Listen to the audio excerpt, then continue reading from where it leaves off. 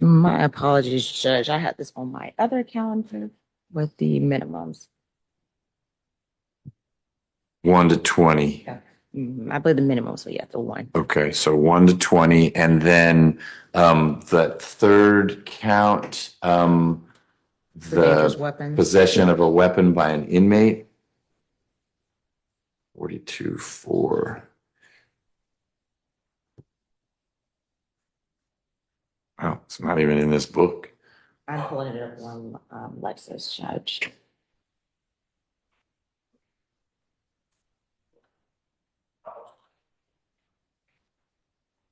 Not less than 1 or more than 5 years, Judge. Okay, but it's not has to be consecutive or.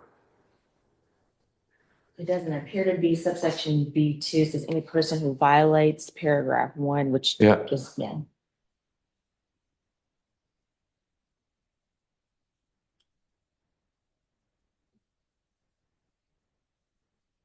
Okay, so 1 to 5. And my apologies, Judge. It's 1 to 20 for the aggravated assault. That's what you. Yep, that I knew.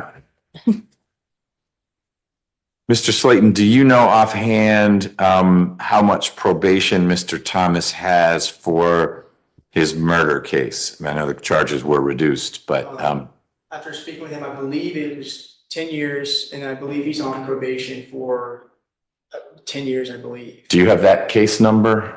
I do, Judge. Yay, what's that case number?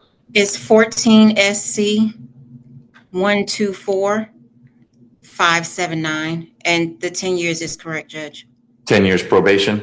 Yes, Judge. Got it. Okay. All right. I just wanted to confirm. I wasn't doubting you that there was probation in that case, but if it's for 1 year, I might have a little more in this case, but 10 years is ample.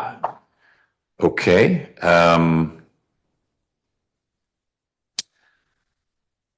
What do you want to add, Mr. Slayton?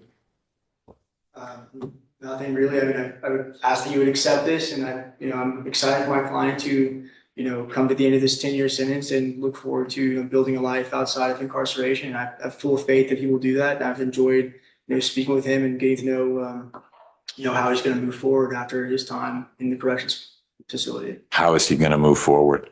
I think initially he's going to be, looking for employment, but really honestly just getting to be with his family. I think that's the main thing right now. Okay. All right. Mr. Thomas, any questions about any of this or anything you want to add? No, sir. Okay. Well, you've already told me how you're going to move forward. I was just curious what you told Mr. Slayton, see how they lined up. You've got family and friend support here as usual. I find there's a factual basis for your plea. We actually all got to watch the video. And I understand your perspective that it was almost a preemptive strike because you were concerned if you didn't do this, something would happen to you. But the video shows what the video shows. I also find that your plea is knowing and voluntary, meaning you've understood what we talked about, and no one is forcing you to enter this plea, but you've decided this is an okay way to work this out. Is that a fair statement? Okay. All right. Then I'll accept your plea. We don't have to talk about probation. Mr. Slayton, can someone in my office electronically sign your name to this indictment? Yes, Your Honor. Ms. Davis? Yes, Your Honor. And Mr. Thomas, can we electronically sign your name? Of course. You ever been to Mount Zion? Mount Zion. Yeah. What do you mean by that? Is it church? No, I didn't realize it was its own little town. It's right next to Carrollton. Mount Zion, yeah. Yeah, I spent all weekend last weekend in Mount Zion at Mount Zion High School. My kid was playing in a baseball tournament. It's far from Atlanta, but it is near to home for you. It's a very rural town. So It is. It's a very nice high school. They have put up a good school there. The baseball field was, football field is nice. from my experience, I really want to deal with the youth and try to give to the community and tell my situation and my story. It's been a burden to my family. It's been an embarrassment to my family. So if I can talk to the youth and give them the ins and outs, so let them know how the system and how hanging around with The wrong people. Yes, sir. Yeah, well, you could start at Mount Zion High School. It's a good place. There'll be a lot of youth there. Ever go ahead, call me, I'm gonna be there. It's all good. Okay. That was my first trip to Carrollton, and the suburb of Mount Zion. I got some good news for you, Mr. Thomas. The unindicted charge flows from a state court criminal case that has been dismissed. It was then transferred to the district attorney's office, and it is the same conduct that's in 4460. So the PI can't really go anywhere. I mean, the system should have swept it up. It didn't, because it just said battery, but it's Derek Wimberly, same date. And maybe because the Wimberly indictment had a whole bunch of defendants, that didn't clear out the PI. But that's not anything that ought to come back to haunt Mr. Thomas. If it does pop up, I'm making it very clear on the record, the state's motion to null pros 24 SC 004460 effectively extinguishes 24 PI 005509. They are one and the same.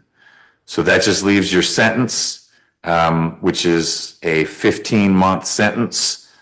You will get credit from the day of the incident, which is June 3rd of 2024. So that carries it through September of 2025. That's your 15 months worth.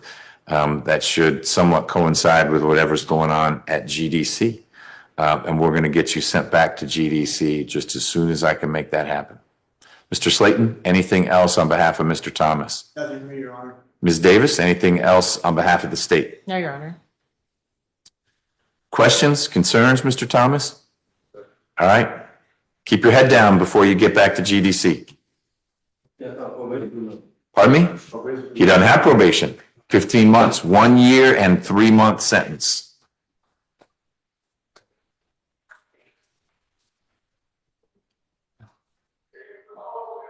All right, let's talk about that. This hearing had a bit of everything, some courtroom grace, thoughtful reflection, and a surprising side trip to Mount Zion High School. We had Judge, name not specified here, presiding with a calm and balanced demeanor throughout. The judge handled the matter with that classic combination of patience and professionalism. There was no barking from the bench, just clear, methodical questions, a dose of curiosity, and even a quick dive into local geography. That's right, we got a wholesome tangent about Mount Zion, a small town near Carrollton, where the judge recently spent a weekend watching baseball. More on that in a minute. The defendant, Mr. Thomas, maintained a low-key but respectful presence. He didn't have much to say, and when he did speak, it was to the point.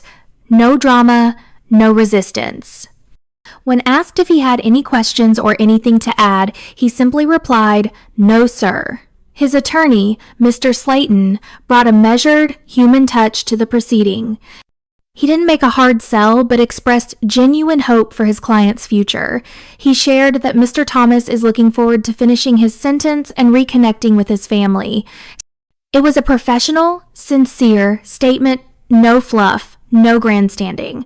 He also hinted at future community involvement, saying, Mr. Thomas wants to work with youth and share his story to help others avoid similar mistakes. A nice note to hear in a courtroom, and one that clearly resonated with the judge. Now, as for the charges, we were dealing with an aggravated assault carrying a sentencing range of 1 to 20 years, and a possession of a weapon by an inmate, which comes with 1 to 5 years. The judge confirmed the terms and clarified there's no need for additional probation here because Mr. Thomas is already serving a 10-year probation term from a previous matter.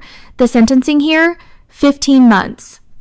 That's 1 year and 3 months, with credit back to the 3rd of June, 2024, so he's looking at a release around September 2025. Clean, simple math, at least by court standards. One small wrinkle came up with a prior case some cross-referenced files, overlapping charges, in what looked like a paperwork tangle involving a dismissed state case. But the judge walked through that with clarity and concluded, on the record, that there's nothing from that older case that should come back to haunt Mr. Thomas. It was handled with transparency, and the outcome was solidified with a formal dismissal tied to the state's motion. And about that Mount Zion moment when the judge casually asked, "You ever been to Mount Zion?" It felt like we'd left the courtroom for a second. Turns out he was referring to Mount Zion, Georgianaut, the biblical one, and even gave the local high school facilities a solid review. That led to an unexpected but heartening conversation about community, service, and second chances. Mr. Thomas expressed a strong desire to mentor youth, saying his past has been a burden to his family, and now he wants to give back. It wasn't rehearsed, it wasn't slick, it was just real. So all in all, this hearing was a blend of accountability and aspiration. The judge kept it steady, the attorneys did their jobs, Mr. Thomas owned his past and spoke to his future. And hey, we all learned a little about Mount Zion in the process. If you found this hearing insightful, consider subscribing, hitting the bell, and letting me know your thoughts in the comments below. I read every one.